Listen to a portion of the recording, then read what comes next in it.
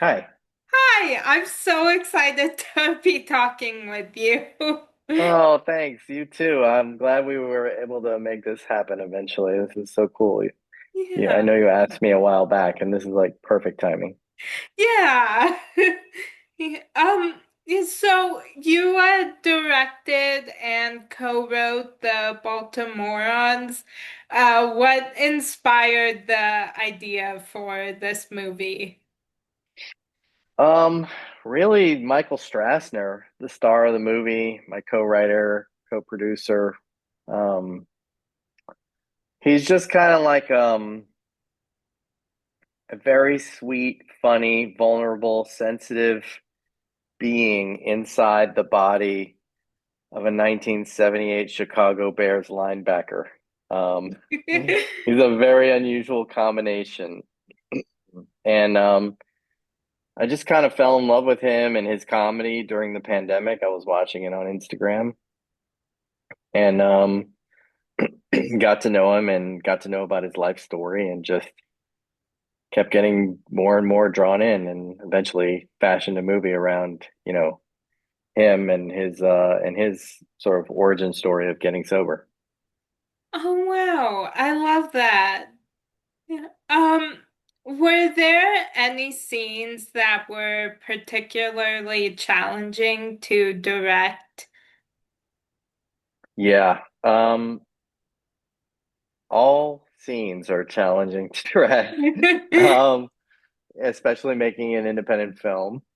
But um, sorry, um, I think the most challenging scene to direct and to come up with was he part of his origin story is a sketch comedian who gets fired from his job and essentially gets sober and thinks that he's never going to be funny again without alcohol or drugs. And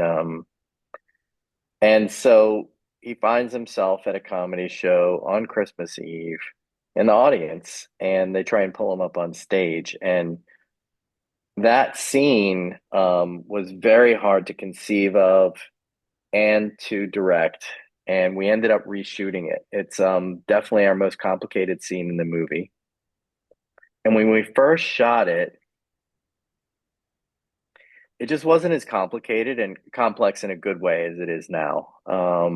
He kind of just got into the swing of things and it worked out. But, it really, going back on stage really is the heart of darkness, the thing that he was most scared of. And we realized that it needed to be way scarier than that and that he needed to fail, that, you know, his partner in crime that night, his emergency dentist, Dee Dee, would have to come on stage and try and help save him, even though she's not comfortable on stage and has never done any improv comedy. And that sequence really has like 5 or 6 acts in it.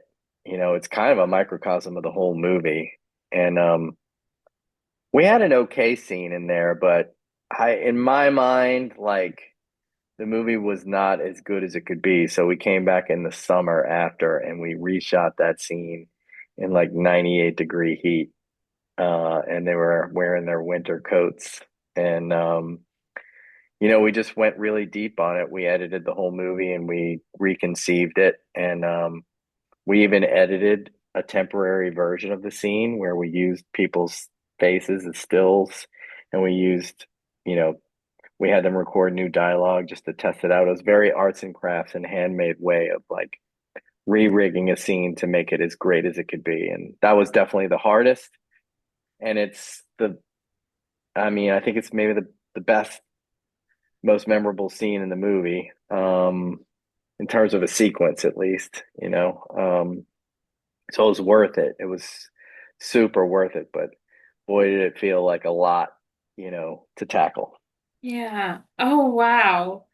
Yeah, I'm very grateful that I got the opportunity to watch this movie and I love it. It's Oh, my new so glad to hear favorite. it. So Oh, it's so great. I'm glad to hear that. Yeah, a lot of people have been telling me it's going to be a Christmas classic, and I'm like, that's the dream.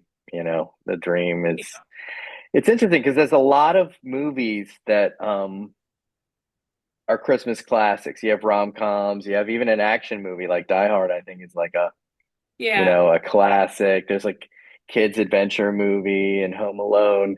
But I don't know if there's really like a hardcore independent film shot documentary style that is a Christmas classic, and maybe this one could be it. Maybe this one will take the title for a little while at least. Yeah, I think so. Cool. Yeah. Well, Maya said it, so y'all heard it here.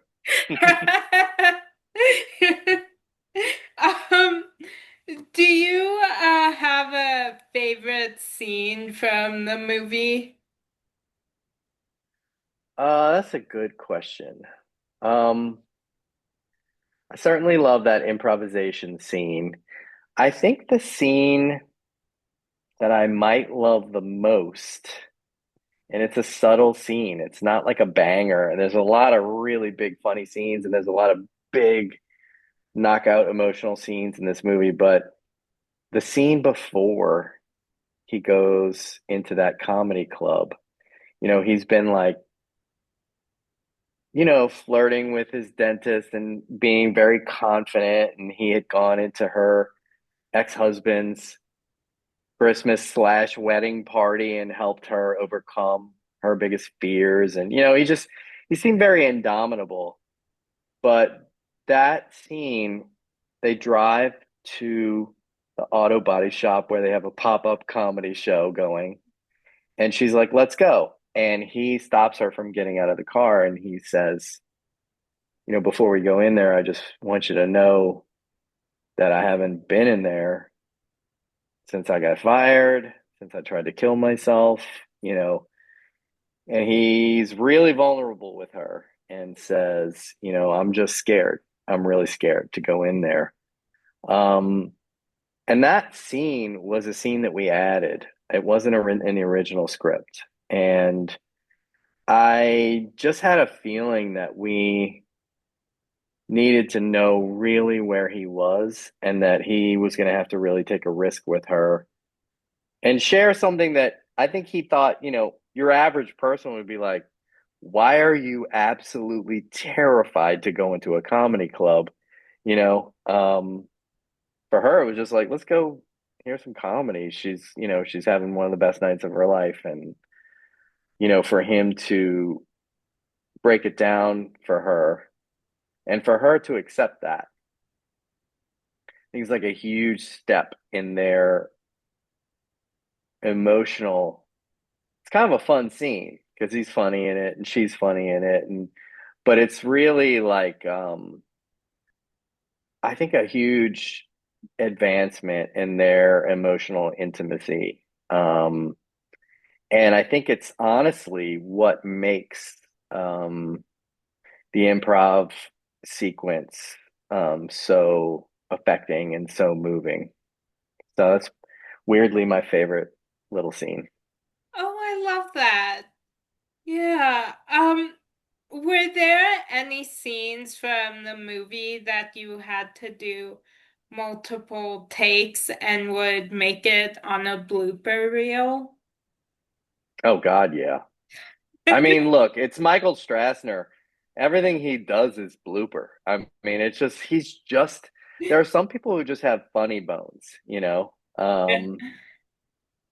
But I will say that when we were out on that boat in the middle of the night, it doesn't look as cold as it was. It was about 18 degrees when we were on the boat in the middle of the water. This is how cold it was. The floor of the boat kept freezing over, and we would have to take ocean water and dump it on the floor of the boat to thaw the ice because the ocean water was warmer than the water in the boat. And we were sloshing around in that the whole time. And I mean, the whole night on that boat, we were all just, you know, wondering how the hell we were going to survive it. And I think Michael at some point I was like, "How's everybody doing?" And Michael was like, "Best day of my life," which was hilarious and also true because he's just was so thrilled to be making this movie and telling his story, and even at the hardest part, he was like, "Best day of my life." Oh, I love that. Yeah. Yeah, it's really sweet. Yeah, I love that.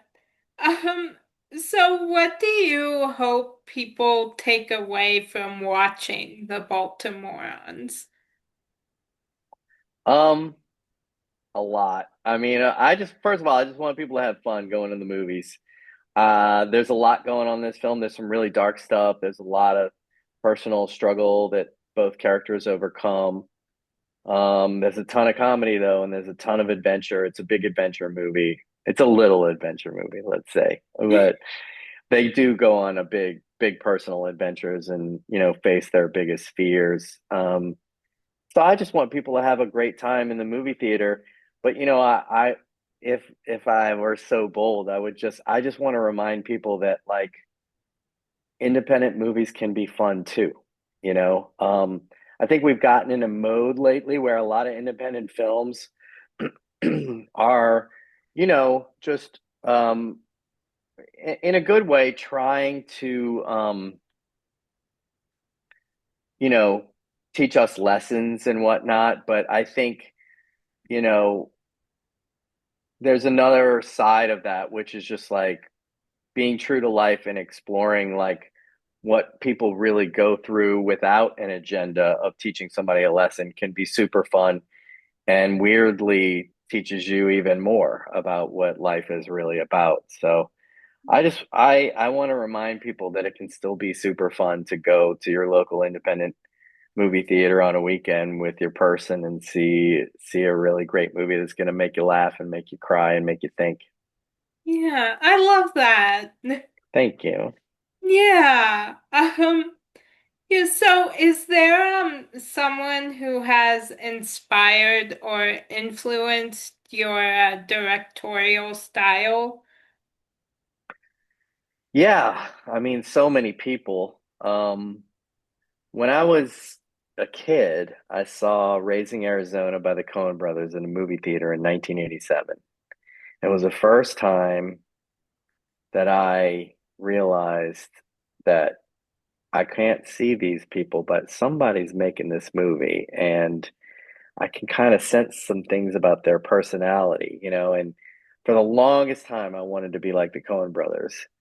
And what's funny is, although my stuff has a sense of humor, it's very grounded. I shoot in a documentary style. I shoot in pretty much the opposite style of the Coen brothers. They're very controlled. They're very careful with all their imagery, and I'm kind of like just put people in front of the camera and say go, um, and I try to keep up. So we have very different styles, but they were a huge influence. I think probably the biggest influence is John Cassavetes. Is once I discovered his films and that he was using his friends and he was just turning the camera on them and coming up with really simple stories and just trying to stay emotionally true. That probably affected me the most in terms of my style and what you see now and what I'm creating. So it's very popular now because we have reality TV and The Office now and all this stuff. But shooting a narrative film in a documentary style when I first started was like very unusual. It was only a few people had done it.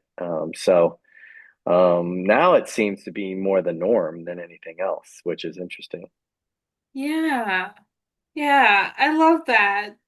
Um, so what genre of movie would your life story be told as? That is interesting. My life story. Uh, I would say would be similar to that of my movies, which I would call a relationship comedy. I wouldn't call it a rom-com. Some people have called The Baltimoreans a rom-com, and it has those elements. It has a relationship, a romantic relationship, and it has comedy. and has trials and tribulations. But I don't so much see it as a rom com because a rom com is kind of like boy gets girl, boy loses girl, boy gets girl back, or girl gets boy. They're a little more formulaic, and I think this is more of a road movie that's an adventure movie that involves a romance and involves comedy. So I think relationship comedy, if that's a genre, I don't know if there is one. People call it dramedy too, but I think relationship comedy is like where my art sits and where my life sits because I'm married, I'm a dad, I'm close to my parents still. Um, we love each other, we fight, we make jokes, we laugh at each other. Feels like an ongoing big relationship comedy Yeah. Oh, I love that. Yeah. thing. Yeah. So if you had a warning label, what would yours say? Well, we do have a warning label on this movie because there's a depiction of a suicide in the first, an attempted suicide in the first scene. Um, uh, I think the warning label for the Baltimoreans would be warning, colon, shit's about to get real. I like It's a that. very realistic, Yeah. telling of somebody who's in early sobriety and a woman, an older woman who's gone through menopause and thinks that her life is over, you know. Yeah. Yeah. Yeah, I love that. Yeah, I love that warning label. Thanks, thanks. I might think about doing that in the future. Yeah. Um, so I am pop culture obsessed and I go in stages of shows that I cannot stop watching. Um, Sure. there a show that you are currently obsessed with? Trying to think. I'm not currently obsessed with the show, but I'm trying to think of the last show. Oh, the last show that I watched that got me and I couldn't stop watching it was Adolescence. I watched the whole thing and I had work early the next morning and I was watching it until 2 in the morning. I couldn't stop.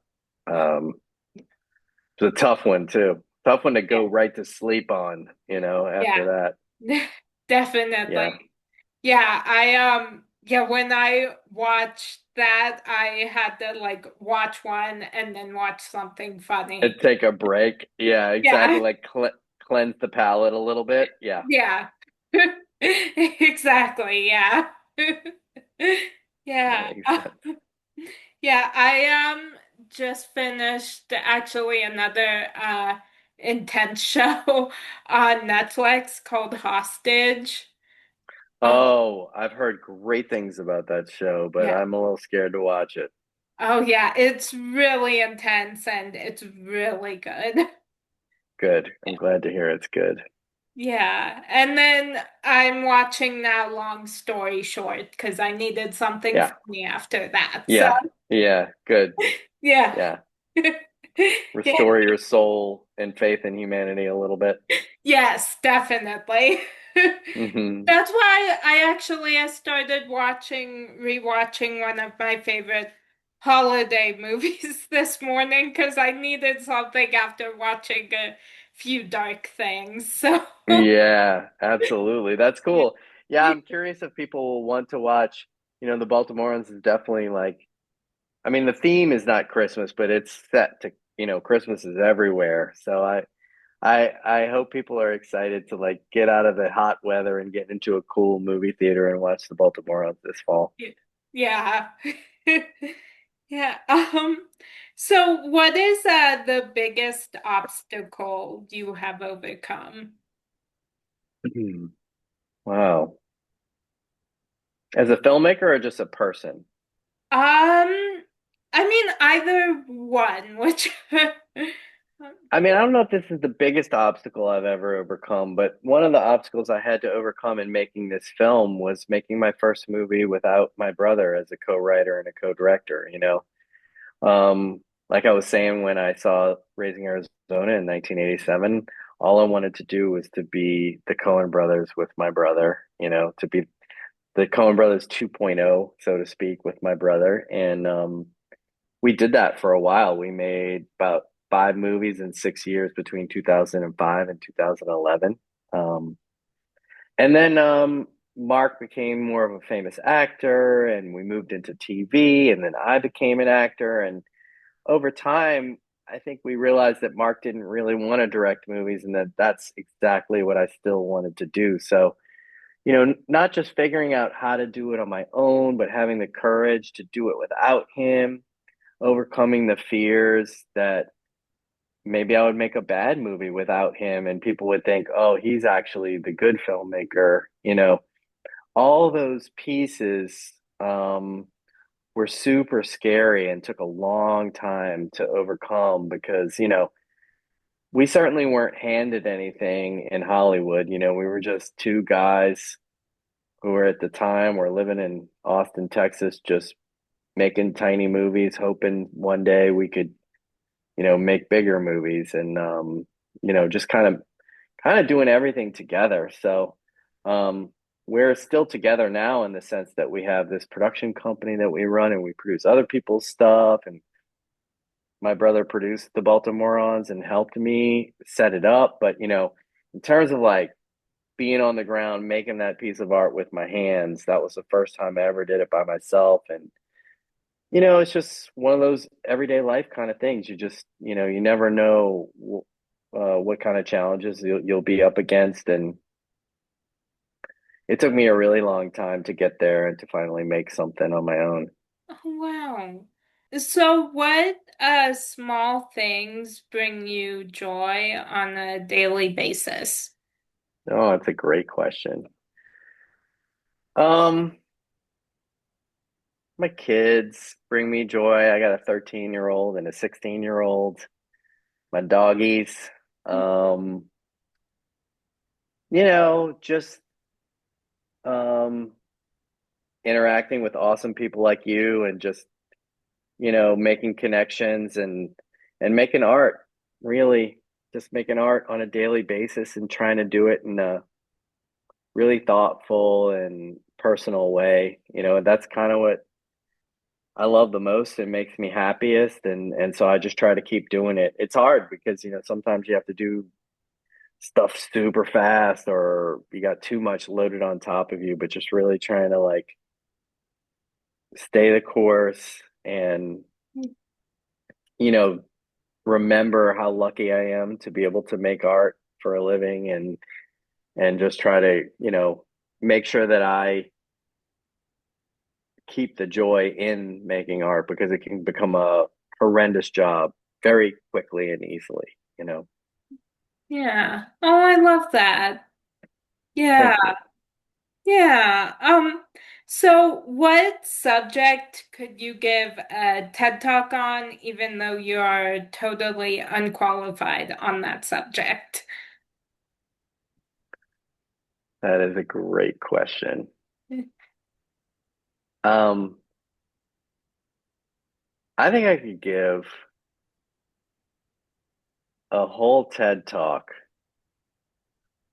on long form hiking long trails. This is very obscure, but like, do you know what the Pacific Crest Trail is? It's like a Yeah. foot trail that goes from like Mexico to Canada, all through California, Oregon, and Washington.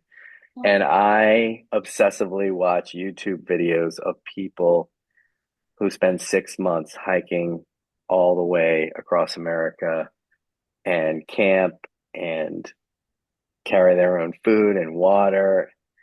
I'm obsessed with it. It's the coolest thing in the world. And I do some hiking, but I don't do anything like that. I am unqualified to do that, but I kind of know everything about it and I could probably tell other people exactly how it works and how to do Oh, I love that. it. Yeah. Um, so I just have one final question for you. Great. So I love inspiring and motivational quotes, and this week My favorite quotation is by Robert Louis Stevenson, and it's life is not a matter of holding good cards, but of playing a poor hand well. Uh, Hmm. is there a quotation that has inspired you lately? You you must be psychic because I literally just downloaded a quote and put it on my desktop. And I'm pulling it up right now and I'm going to read it to you. It's not a quick quote. It's not a super long one either. And you may know it if you like Brene Brown because it's her favorite quote as well. It is not the critic who counts, not the one who points out how the strong man stumbled or how the doer of deeds might have done them better. The credit belongs to the man who is actually in the arena, whose face is marred with sweat and dust and blood, who strives valiantly, who errs and comes short again and again, who knows the great enthusiasms, the great devotions, and spends himself in a worthy cause. He, if he wins, knows the triumph of high achievement, and he who, if he fails, at least fails while daring greatly, so that his place shall never be with those cold and timid souls who know neither victory nor defeat.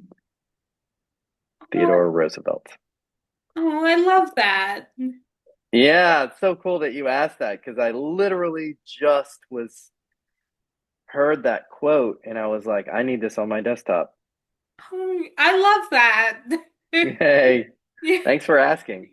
Yeah, thank you. Yeah, thank you so much for sharing that, and thank you so much for taking the time to speak with me. I think you are incredible, and so is this movie. Oh, And thank you I, so much. I appreciate it. Go see the Baltimoreans on September 12th. It'll be probably coming to your city. Go see it in a yes, movie theater, please. yeah, I rarely go to a movie theater, but I will go to see this movie. Oh, thank you so much. I appreciate it. Yeah, Thanks, Maya. It's great to meet you. thank Thanks for you. having me. You too. Thank you so much for joining me. I can't tell you what this means to me to talk with you, so thank you. Thank you. You're wonderful. I'm so happy to be here. Thank you.